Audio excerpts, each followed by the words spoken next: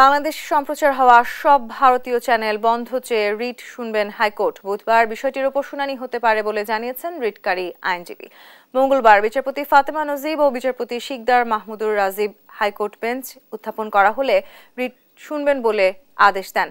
জনস্বার্থ বিবেচনায় রিট আবেদনটি শুনানির জন্য হাইকোর্টের কার্যতালিকায় বুধবার আসবে বলে জানিয়েছেন রিটকারীর আইনজীবী। এর আগে সোমবার বাংলাদেশের অভ্যন্তরে ভারতীয় সব টিভি চ্যানেলের সম্প্রচার বন্ধ চেয়ে হাইকোর্টে রিট দায়ের করা হয়। রিটে কেবল টেলিভিশন নেটওয়ার্ক পরিচালনা আইন 2006-এর 19 ধারা অনুযায়ী ভারতীয় সব টিভি চ্যানেলের সম্প্রচার নিষিদ্ধ করতে বলা হয়েছে। একই সঙ্গে বাংলাদেশে ভারতীয় টিভি চ্যানেলের সম্প্রচার বন্ধে কেন নির্দেশনা দেয়া হবে না তা জানতে চেয়ে রুল জারির আর্জি জানানো হয়েছে।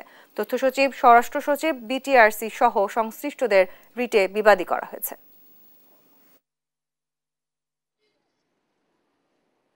কি কি বিষয়ে বাংলাদেশ প্রচার করা যাবে কি যাবে না, 19 ধারা যে কথাগুলো বলছে, 13টা সাবসেকশন বলা আছে, সেখানে বলছে যে দেশে অখণ্ডতা, উশৃঙ্খলতা, বিভিন্ন সামাজিক অপরাধ, অপসংস্কৃতি, দেশের বিরুদ্ধে কোনো কুপ্রচারণা, মিথ্যা সংবাদ প্রচার করা, এই সংবাদের কারণে আমাদের ধর্মীয় অনুভূতি আঘাত লাগে, এই সমস্ত নিষেধ করা আছে। ভারতীয় বিভিন্ন চ্যানেলগুলা, আমাদের দেশের কোনো একটা চ্যানেল ভারতে প্রচার করে না, অথচ এদের চ্যানেলগুলো আমাদের দেশে শহরে প্রচার হচ্ছে।